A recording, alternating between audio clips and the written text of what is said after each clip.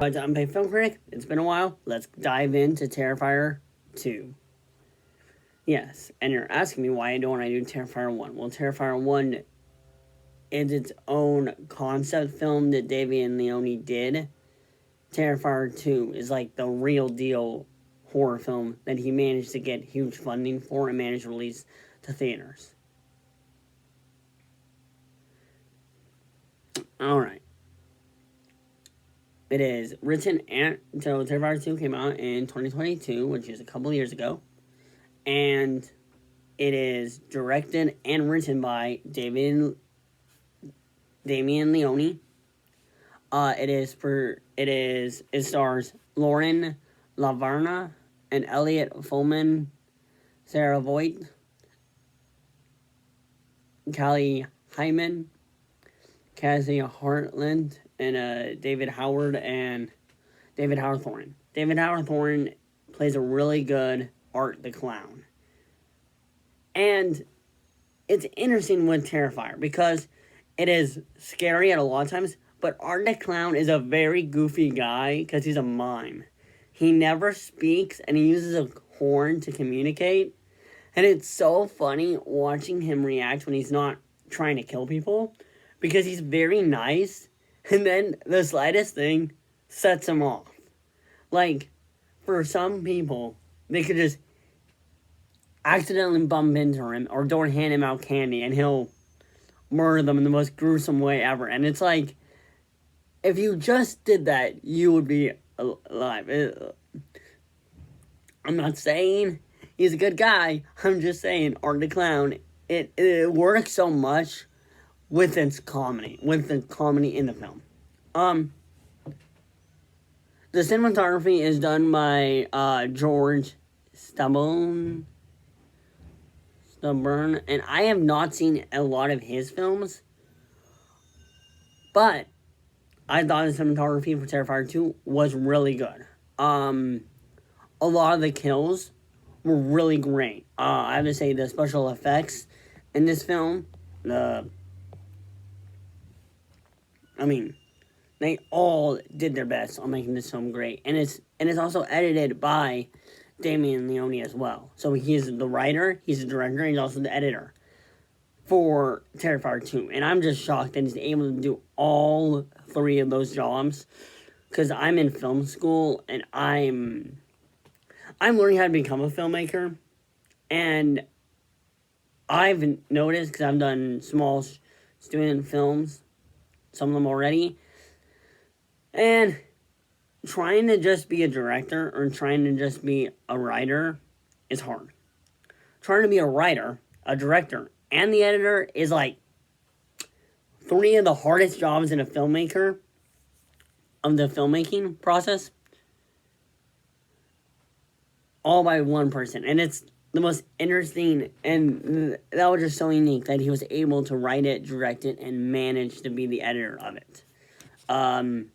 This film also has very stylistic homages to Halloween and other horror slasher films of the early 2000s and 80s. I mean, I have to say, this film is amazing. It managed, the budget was like $250,000. That's pretty good for a film of that caliber, of like, and it made $15.7 million by box office, which normally I don't really talk about the box office, but for it being an indie horror movie, I mean, it is good. I mean, I truly think the Terrifier films can be the next Freddy, can be the next Jason, can be the next, the next horror icon of our generation. Yeah, the original, I know I want to talk about the original film, but the original film was more of a concept. So the first film is called Terrifier, and you're wondering, well, is Terrifier 2 a sequel to Terrifier? Terrifier 1 is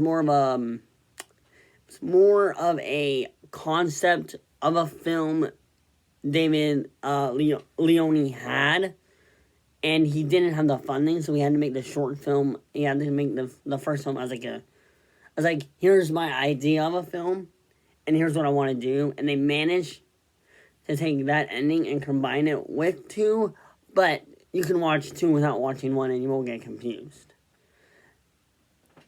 I have seen people leave the theater during the double feature. There were people who left 2 during here, and I don't blame them.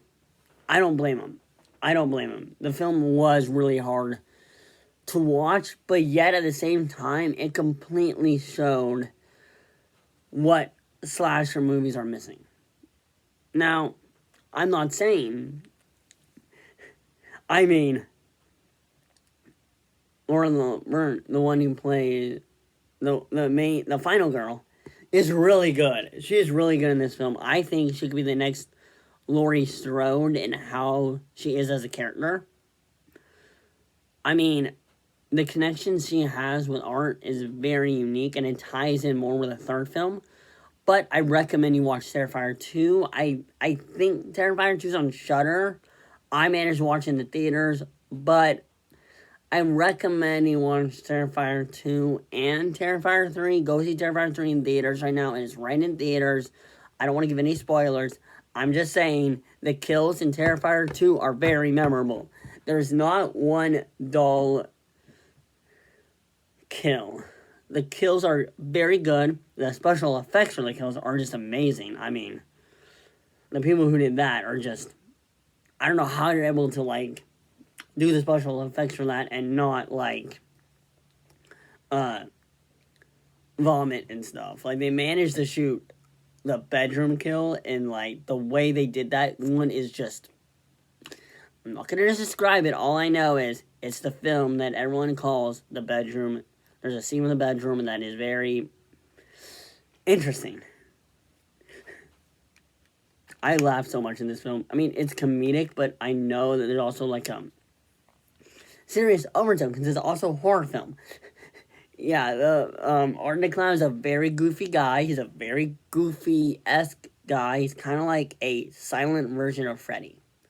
If Freddy Krueger was a silent mime, and he was doing comedy as a mime, and yet he was also being violent, they are kind of the same people, but with different skill sets.